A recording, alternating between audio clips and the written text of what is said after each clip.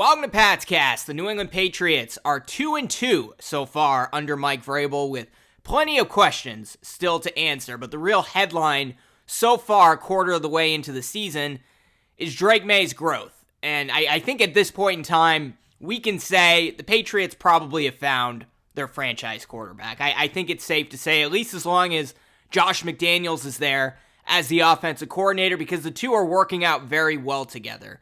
And we all talk about the year two leap and how important that is, especially coming off of a, challenging rookie season with Gerard Mayo and not a great offensive line, all of the challenges that Drake Maye faced. He's looking like one of the better quarterbacks in the NFL, and I think we can start having the conversation of, can Drake Maye be one of the elites of the elite in the NFL, as in a top 5 NFL quarterback? And so far, the numbers don't really lie, right? Like, the numbers show that Drake Maye is one of the very best quarterbacks in the league. Now, a lot of caveats to that. I'll get to that in a minute. But, this team so far is showing promise, and they're entering into a stretch of very, very winnable games, right? They have Buffalo coming up on Sunday night. That's going to be tough. But look at the schedule after that. Pretty much every game, Patriots are either favored or can be competitive. Really, their only tough games are 2 against Buffalo, of course, 1 against Baltimore, although they may not be as good as we expected, and then maybe Tampa Bay. But Tampa should be a competitive game at the very least. But they wouldn't be winning these games without the performance of Drake Maye so far in the season. And look, I know they're 2-2, but they could very well be 4-0 if they weren't constantly shooting themselves in the foot in the Raiders game, and of course the Steelers game with the 5 turnovers. But they could also very well be 1-3, right? If Devin Achane didn't step out of bounds at the end of that Week 2 game, we'd be talking about a 1-3 team and how disappointing it's been so far, even though Drake Maye has shown some early flashes. But 2-2 with a new head coach, new offensive coordinator, second-year quarterback who's, I think, just played 17 games as a starter. Feeling pretty good about where the Patriots are right now, and even better about Drake Maye. So let's break down the numbers a little bit, some of the metrics that shows that he may be an elite quarterback. Maybe, maybe not quite yet, but at least through the first 4 games, he is with the cream of the crop with the rest of the NFL. We'll start with EPA per play. That's expected points added, which measures how much a play increases or decreases the chances of a team scoring. Maye ranks 4th in the NFL, 4th overall at plus .29, meaning every time he drops back to pass, the Patriots gain nearly 1/3 of a point in expected scoring. So every time that Drake Maye drops back to throw, you can chalk up 1/3 of a point with the way he's been playing so far.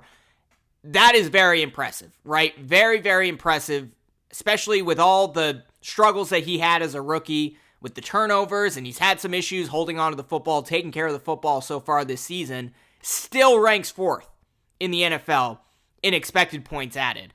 And, you take out the Pittsburgh game, take out a chunk of the Raiders game, he would be number 1 right now. So, that's great to see. Completion percentage over expectation, CPOE, that compares his actual completion rate to what's expected based on the difficulty of the throws that he's making.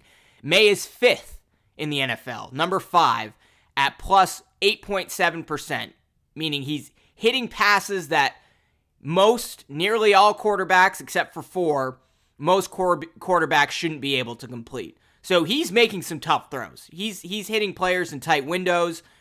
We know the Patriots receiving core, I think they're better than we expected. I think Stephon Diggs is ahead of where most of us expected, but there's still, a bottom half receiving core in the NFL, maybe even bottom 10, and doesn't matter if they're just barely open or not open at all. Drake Maye is hitting those tight window throws. Success rate, another very important metric. That's the percentage of plays that keep the offense on schedule, enough yards on first down, second down, third down, just to keep the offense productive. He's 7th in the NFL in that ranking, so at 52.1%. So over half of his dropbacks put the Patriots offense in a good spot. Quarterback rating. which is ESPN's version of QBR. It's a 0 to 100 scale that factors efficiency, the situation, and the opponent you're going against. Maye is 11th overall, which is solidly above average, 63.9. Now, if he were going against better competition, putting up the same numbers, he would probably find himself in the top 5 there. But that does get factored into the equation with ESPN's version of the quarterback rating. Some of the more traditional numbers that I think all the casual fans know, completion percentage. Drake Maye is completing 74% of his passes. That's first in the NFL. He leads the NFL in completion percentage. So all this talk about his accuracy needs to improve, early game jitters in clutch situations, we have seen that a little bit, but nearly 75%, 3/4 of the time, Drake Maye, when he throws the football, is completing a pass. Tom Brady didn't average a 74% completion percentage. So, pretty good there. He's also 6th in passing yards, just under 1,000, 988 passing yards through 4 games. I wouldn't have guessed he'd be around 1,000 yards through the first 4 games of the season. Very impressive. Still 5 quarterbacks ahead of him there in that metric, but that's really great considering how much the Patriots are dependent on running the football. Now, I know they passed a lot in week 1, but especially these last 3 weeks, they've really emphasized running the football with Ramondre, with Gibson, with Travion Henderson, establishing the run, particularly early in the games, running the ball quite often on first down, as Josh McDaniels likes to do. He's still 6th in passing yards with all of that factored in. He's tied for 8th currently in passing touchdowns with 8, and he's 5th in passer rating at 109.4. That doesn't even factor in all the stuff that he's able to do with his legs. He has a couple of rushing touchdowns so far this season. These are just passing numbers. As a passer, Drake Maye is one of the best in the NFL through 4 weeks in the season. And then you factor in how dynamic he can be on the move, where he's frankly a better quarterback, a more accurate quarterback, particularly when he's rolling left or rolling right. He throws the ball more accurately for whatever reason. Money downs. Those are 3rd and 4th down situations. Drake Maye is number 1 in the NFL with a crazy 0.68 EPA per drop back in late down situations. So when the Patriots need him most, he's the best quarterback in the NFL right now. He's putting up MVP numbers at this point in time because those are all just passing stats that I gave you. Factor in all the stuff that he can do on the ground. Factor in the fact that it's a new offense, new head coach. They're just 4 weeks into the season, and they also have a very easy schedule the rest of the way. Drake Maye, I'm not saying he's going to be an MVP player this year. I think that's jumping the gun here. I'm talking about, can he be a top 5 NFL quarterback when all is said and done? Maybe by the end of this season. And so far, the numbers show that he basically is. So, a lot of this, I think, as I said at the top, Josh McDaniels has a lot to do with it. The moving pockets, the bootlegs, RPOs. They're not doing a ton of RPOs, but there are some RPOs in there. It's really playing to the strengths of Drake Maye. And look, we saw this over many years with Tom Brady and Josh McDaniels. They kind of stumble out of the gate, often have a 500 record, which was a disappointment with the Brady-Belichick teams. But as they got more film, they understood the strengths of the rest of the players of the team. They were able to find their identity and lean into certain things on offense and make them a better team. We saw week 1, Drake Maye spent a lot of time in the shotgun. He threw the ball, I think, over 50 times. They abandoned the run. Wasn't under center a ton. It's been very different the last 3 weeks. Drake Maye hasn't had to throw the ball 45 plus times a game. They're running the football effectively. The pass protection's been very good, particularly Will Campbell, who had literally a perfect game week 4 against Carolina. I know they were going up against backup edge rushers, but still, he has been the best rookie offensive lineman and frankly, one of the best offensive linemen in the NFL as a whole. And that's not to say the other guys aren't doing great stuff, because they are. Jared Wilson's been solid. He's had some challenges at times at left guard. Ben Brown filled in week 4, did an excellent job. Garrett Bradbury, we all thought was going to be an issue. Hasn't been an issue so far this season. Micah Wenou's gotten better. Morgan Moses has held down the fort at the right tackle position. Great offseason acquisitions there, but I think you got to give the credit to Josh McDaniels on how this offense has evolved just in this short 4-week period. And they're running some wide zone stuff. Love the bootlegs. Get Drake Maye running. Give him, half the field to work with so it doesn't get super complex. Receivers get open on those bootlegs. Of course, there was the incredible touchdown pass to Hunter Henry where he had an interesting arm angle and knifed it through 3 defenders, and then Demario Douglas had a great block that led to the Hunter Henry touchdown. That was a Josh McDaniels play. And that's what's so great about having a quarterback like this and an offensive coordinator who's not super ideological, right? I never thought I'd see Josh McDaniels running a new school West Coast offense, and that's not exactly what the Patriots are running. They're doing a lot of the old stuff, right? But they're mixing in the type of stuff, they have offensive linemen that would be great if they played for, say, the Rams or the San Francisco 49ers. Josh McDaniels knows that, and I know he's not a West Coast guy, but he sees what Drake Maye can do. He sees what these offensive linemen can do, and they've really schemed around that. And that's why I think the offense has continued to get better week after week. Even in week 3, with all the turnovers, they were highly productive that game. They just couldn't get the ball in the end zone because Ramondre couldn't hold on to it. Maye threw an interception. Gibson couldn't hold on to it. Maye fumbled the ball at one point. Wasn't a great game, but protected the football in week 4, and that was important and the reason why the Patriots won 42-13. So there's also a lot of chemistry, right? With the receivers, there's a lot of trust between Drake Maye and Stephon Diggs so far, who really is just been such a pleasant surprise, right? And I was one of the few that said, look, I'm expecting Stephon Diggs to be a number 1 wide receiver. Maybe not the first couple of weeks in the season as he's coming back from an ACL injury, but eventually I want to see him start putting up 100-plus yard performances, which he did in week 4 against Carolina. So there is some chemistry there between Drake Maye and Stephon Diggs. Mac Hollins has been an excellent blocker at the receiver position, especially the last couple of weeks. Is he your favorite receiver? No, but he's big, can block, has good hands when you throw the ball to him. Drake Maye sometimes has the tendency to overthrow receivers. When you have a 6'4" guy out there, it helps, and Mac Hollins has certainly compensated there. And also you got the big tight ends, Hunter Henry, Austin Hooper, who can, you don't have to throw the ball perfectly. They're going to find a way to come down with it. So a lot of growth moments for Drake Maye. We remember the costly fumble against the Pittsburgh Steelers. He had a very similar play against the Carolina Panthers, and that time he protected the ball and just took the sack, and that's totally fine. It's totally fine to take a sack at times, take care of the football, which Drake Maye did against Carolina, and we're seeing that week-to-week improvement, and he's a smart quarterback, right? I think you listen to Drake Maye speak and you go, okay, I'm not sure he's the sharpest tool in the shed, but he is go look at his scouting interview with Brian Daboll and the New York Giants on Hard Knocks a couple of years ago.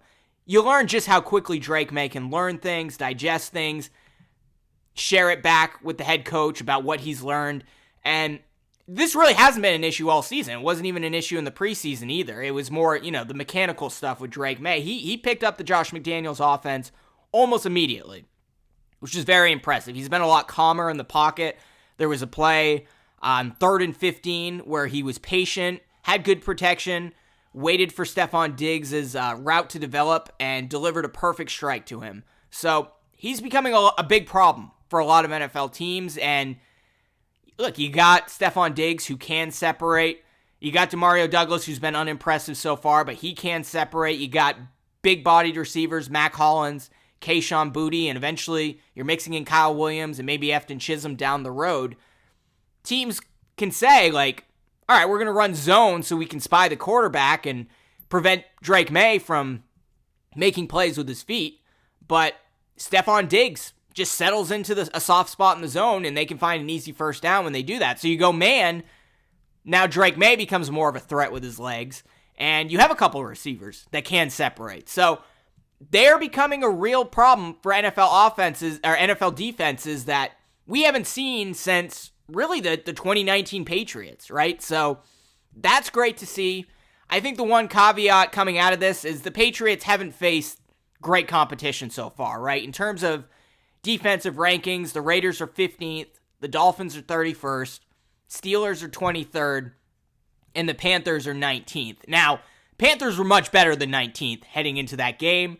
I don't think, you score 42 points on a team, they're going to drop back pretty far. And Carolina's defense, I think, it was a top 10 defense heading into week 4. But now they're middle of the pack or bottom of the pack after the Patriots offense torched them. So, maybe a lot of this has to do with the fact the Patriots went against these teams and there's only been 4 weeks of the season. But we know the real litmus test is coming up. They're going up against the Buffalo Bills. They do a lot on defense. They have a great pass rush, even better defensive backs. That's going to be the real test. So I think looking into the bigger picture, Drake Maye has unlocked new layers to the Josh McDaniels playbook that we haven't seen before. And they're not just doing gadget plays, right? They're not doing flea flickers. They're not getting fancy with it. It's a lot of Drake Maye behind center, which makes a lot of sense. Get him moving with his legs. He's more accurate dropping back and throwing the football than he is out of the shotgun for whatever reason, right? For a young quarterback who just came out of college, the fact that he's better behind center than in the shotgun is really advantageous with an offensive coordinator like Josh McDaniels. They're 10th in points per game at 25.5. They had a lot of trouble cracking 20 all of last year and the season before, and 15th in overall efficiency, and it would be a lot higher if it weren't for all the fumbles in week 3. So Vrabel and McDaniels, they are prioritizing Maye's development above all, and Maye has a good mindset. He says, win or lose, we're going to learn from the tape. There's still, some mistakes that he made week 4 against Carolina. There were some open receivers that he missed. There was a moment where I think it was a bootleg, and he was rolling to his right and ended up with like a 5-6 yard gain, but had Stephon Diggs wide open there. Got to hit them on those plays, but for the most part, keeping his eyes downfield, knowing when to run with it, when to tuck the ball. He's been better at taking sacks this past week. So it's good to see. I mean, I think when all is said and done, he can be a top 5 NFL quarterback at the end of the season. Now, does that mean he is a top 5 NFL quarterback? I'm not sure, because again, this is a very easy schedule. They're going up against a lot of piss-poor defenses this season, but they got a primetime test against Buffalo coming up. Hostile road environment. Buffalo's breaking out their new uniforms. Can Maye maintain that efficiency versus a playoff caliber defense? We're going to find out. Will the chemistry with Stephon Diggs and Hunter Henry continue to grow? And is that going to be something that the Buffalo Bills defense adjusts for and is able to crack down on? Red Sox just tied the game 2-2, by the way. So sorry if I'm a little distracted while I do this. But it's going to be a big test. Big test for Drake Maye. And I think the standard should be not necessarily that the Patriots will be able to upset the Buffalo Bills. I think that's a big reach at this point in time. But are they still competitive late in the fourth quarter? If they are competitive with Buffalo, taking care of the football late in the fourth quarter, then we can start talking about a moral victory. This is a moral victory week against the Buffalo Bills. But, the conclusion, quarter of the way through the season, or not even a quarter of the way, Drake Maye is making that year 2 leap and could be considered one of the best quarterbacks in the NFL when all is said and done. So, look, you go out there, you take care of the football, you stay competitive through 4 quarters against Buffalo. Josh Allen's been better at taking care of the football himself, but you stay competitive and the Bills make one mistake, maybe you can run away with a surprise upset in Buffalo. I'm not saying it's going to happen, but I think the bigger question mark, which is shocking, is the Patriots' defense. I think this is one of the more, I went over the numbers, 10th in points per game. This is one of the more productive offenses in the NFL, and they've left a lot of points on the board so far. Yankees got out of it, but they left a lot of points on the board throughout the season, and they're still 10th in points per game. So, going to be fascinating to see how it ultimately plays out. If they are competitive against Buffalo, then you have the New Orleans Saints, you have the Tennessee Titans, you have the Cleveland Browns. You're going up against a lot of really bad teams. Tampa sprinkled in there, but even after that, there's some easy games on the schedule. Giants. You got the Jets twice. You got the Dolphins once more. Drake Maye can start stacking up some good numbers and maybe potentially be in the MVP conversation at the end of the season. I feel crazy just saying that, but again, the numbers don't lie. They have an easy schedule. Drake Maye is clearly making the year 2 leap. Can he continue to improve? And Josh McDaniels is going to give him the resources and put him in the best situation to improve, which I can't say Alex Van Pelt really did last year, as the 1 year he was the offensive coordinator for the Patriots. So, look, I don't think they're Super Bowl contenders. Even if they somehow upset Buffalo, there's plenty of good teams in the AFC that are going to give the Patriots trouble. They should be a playoff team. I think that's a low bar at this point. I know they're only 2-2, but look at the schedule. We all said, 9 wins. I said they're going to win 10. They should be shooting for 11. I think 12 is probably a bit of a reach, but they should be shooting for 11. And Drake Maye should, at the end of the season, maybe not be in the conversation for MVP, but I think top 10 isn't a high bar for him. And maybe even potentially, if he keeps up these numbers, top 5 NFL quarterback. It's all happening right now. And that's what's really exciting and exciting for Patriots fans, because there's been a lot of crap the last 5 seasons. Even 2019, I think they started the season 8-0. We knew that wasn't a good team because they had an easy schedule and they got knocked out early by Vrabel's Titans, and it hasn't been great ever since. And finally, this organization is heading in the right direction, and that starts with the franchise quarterback. So really great to see Drake playing this well. Really great to see Will Campbell was a solid draft pick, and love to see Kyle Williams contribute a little bit more, but they're slowly working him in. I think they drafted well this year after 6-7 straight years of very bad NFL drafts. Drake Maye fell into their lap, luckily, and look at Jaden Daniels. He's having trouble staying healthy. He hasn't been quite as efficient as he was as a rookie. I think it's safe to say Drake Maye's better than Caleb Williams at this point. I was a J.J. McCarthy guy. I'd much rather have Drake Maye than J.J. McCarthy right now, and Michael Penix is a solid quarterback, but you're still going to pick Drake Maye over them. So it's Daniels and Maye at the top of that class, and the only reason you're not going to give it to Maye right now is because Daniels was a Rookie of the Year player, but even he's taken a step back this year, and Drake Maye is taking a year 2 leap forward. So very exciting times. Let me know in the comments below, how do you think Drake Maye is going to perform in Sunday night's game against the Buffalo Bills?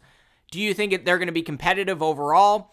And do you agree with me? Do you think Drake Maye, by the end of the season, is capable of being a top 5 NFL quarterback? I'm not saying he's going to win MVP, but do you think he's capable of being a top 5 quarterback? And do you think ultimately he will achieve that? Curious to hear from you. And if you're watching on YouTube and you like this video, smash that like button, subscribe to this channel, hit that notification bell, or subscribe if you're listening on Apple Podcasts or Spotify.